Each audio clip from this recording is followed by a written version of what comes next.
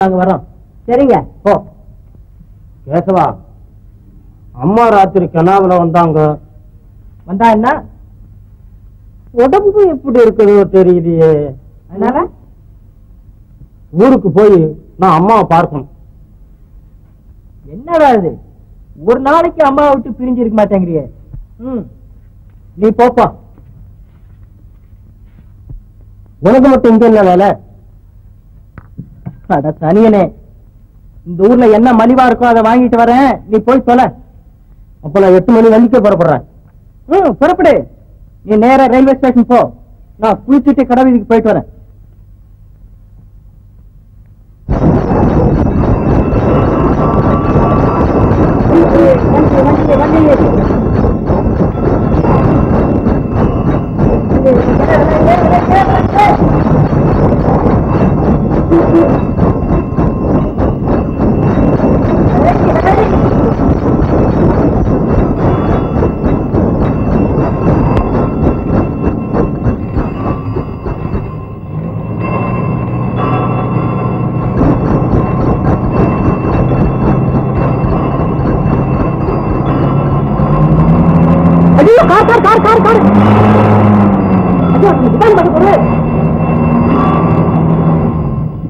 அயோக்கிய பைய, கண்ணே தெரியல. நல்ல வேலை தப்பிச்சுக்கிட்டீங்க. நீங்க என் உயிரையே காப்பாத்துனீங்க. நீங்க இல்லன்னா என் கதி என்ன ஆகுறது? உங்களுக்கு வெரி மெனி தேங்க்ஸ். நீங்க தயவு பண்ணி என் பங்களா வரணும் வந்து போகணும். பரவாயில்லைங்க, அப்படி சொல்லக்கூடாது, வந்துதான் போகணும். சரி, உங்க பிரியம்.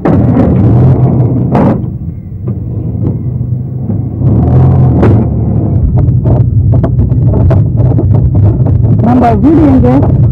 வெளியூருங்க. அப்படின்னா என்ன உங்களுக்கு தெரியாது? திவான் பகதூர்னாங்களே. ஆமா, நான் டிஸ்ட்ரிக்ட் போர்டு பிரசிடென்ட் திவான் பகதூர் ரங்கநாதன் கிடையாது. ஓஹோ, அப்படியா? நீங்க என்ன காப்பாத்தலன்னா பப்ளிக்கு பெரிய லாஸ். நீங்க செய்த இந்த பெரிய உதவிக்கு நான் பதிலுக்கு என்ன செய்ய போறேன்னா தெரியல.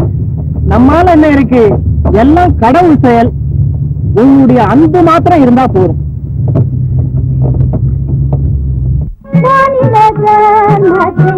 மறைத்திடும் நாகரிக வாட்டையில் மயங்காத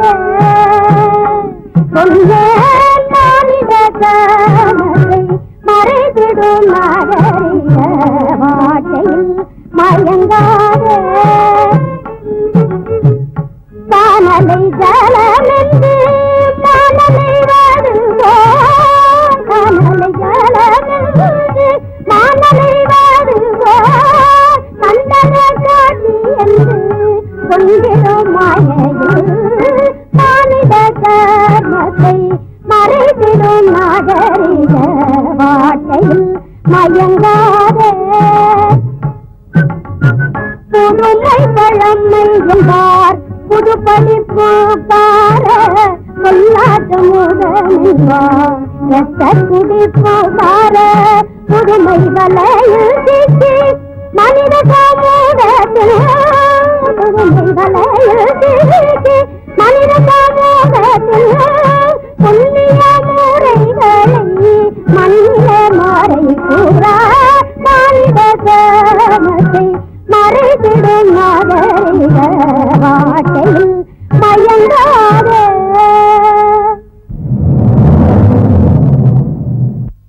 அப்பா எங்கம்மா இன்னும் காணுமே?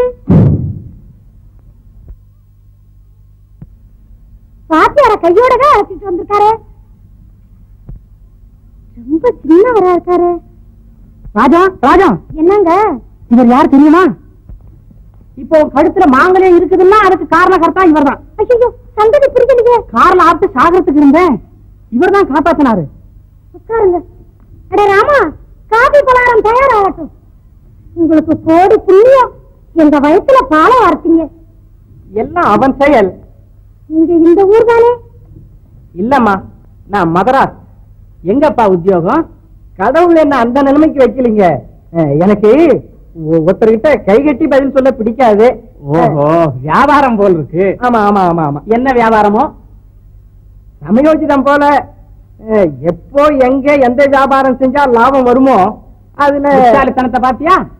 ஒரு படத்தை எடுத்து 10 லட்சம் ரூபாய் சம்பாதிச்சிடலாம்னு பூரா படத்தையும் எடுக்காம சும்மா பணத்தை வாரி வாரி அவளுக்கு இவளுக்கும் கொடுத்து விட்டு இப்ப தலைமையில கைய வச்சுட்டு உட்கார்ந்துட்டு இருக்கானே உன் தம்பி. அவளை ஏன் இழுக்கிறீங்க? என்ன படிச்சிருக்கீங்க? நான் BA வரைக்கும் படிச்சேன்.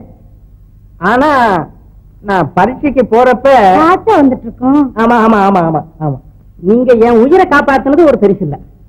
எங்களுக்கு இன்னொரு உபகாரம் செய்யணும். என்னங்க, உங்களை நாங்க சாகர வரலும் மறக்க மாட்டோம். நீங்க கொஞ்ச நாள் வரலும் நம்ம பங்களாவிலேயே இரு. நம்ம குழந்தைக்கு உலக அனுபவத்தையும் நல்ல பழக்க வழக்கங்களையும் சொல்லிக் கொடுக்கணும். இல்லீங்க, நான் சீக்கிரமா போகணுமே. நீங்க அப்படி சொல்லக்கூடாது.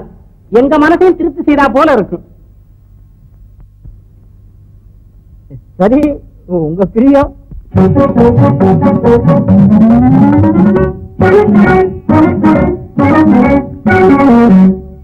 ரெடி? சரி, வாங்க. ரொம்ப நாளா உங்களை போல ஒரு வாத்தியார தேடிக்கிட்டே இருந்தேன்.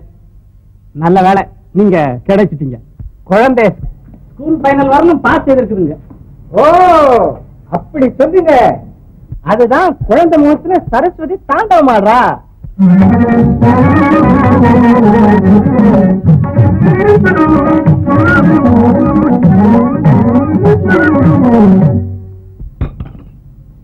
இவர் தாமா அவன் வாத்தியாரு. குழந்தை யூரோப்பியன் ஸ்கூல்ல படிச்சதுங்க. சாப்பிடுற ஸ்டைல அப்படித்தான் சொல்லுதுங்க. குழந்தைக்கு இன்னும் 2-3 மாசத்துக்குள்ள கல்யாணத்திற்கு ஏற்பாடு ஆயிடும். மங்களகரமான காரியம். ரொம்ப சந்தோஷம். என்னமோ நம்மால எதுவும் இருக்கு, எல்லாம் அவனுடைய செயல். Marriage made in heaven. அப்போ என் பெட்டி படுக்கெல்லாம் ஹோட்டல்ல வச்சிருக்கேன், போய் கொண்டு வந்துடுறாத. நம்ம காரிலே போய் வந்துருங்க. டே ராமா, டிரைவர் என்ற சொல்லுடா.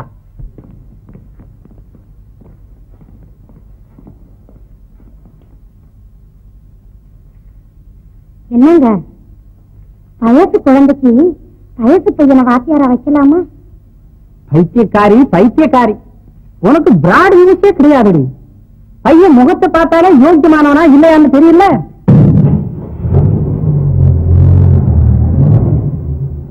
என்னமோ உங்க பிரியம், அப்புறம் என் மேல போட்ட போறீங்க பழிய.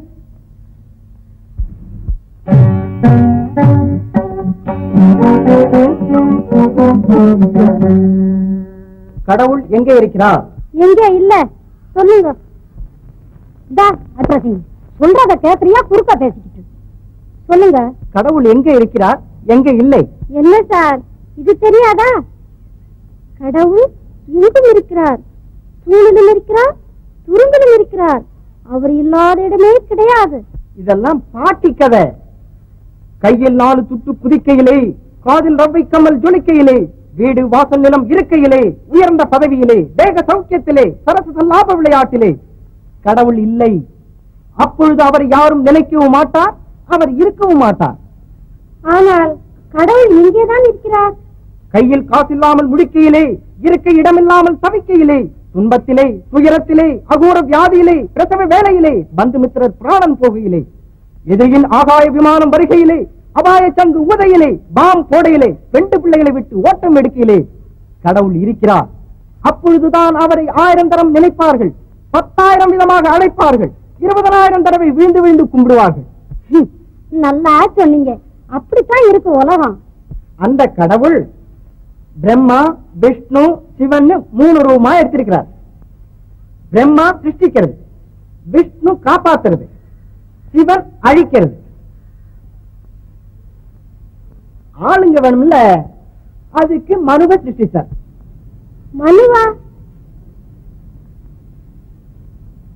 ஓ, மனு தர்ம சாஸ்திரங்கிறாங்களே, அவர்தான். எங்க வீட்டுல இருக்கு, நான் படிச்சதில்ல.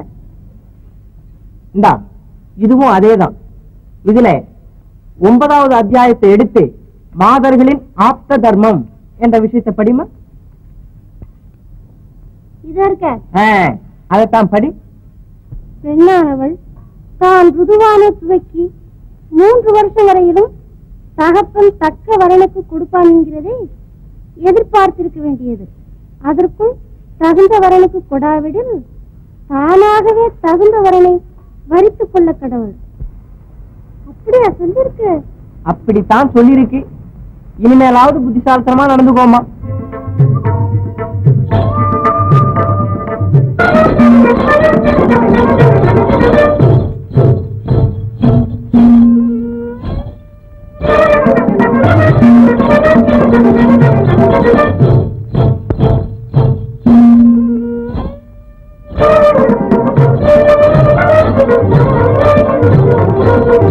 Thank you.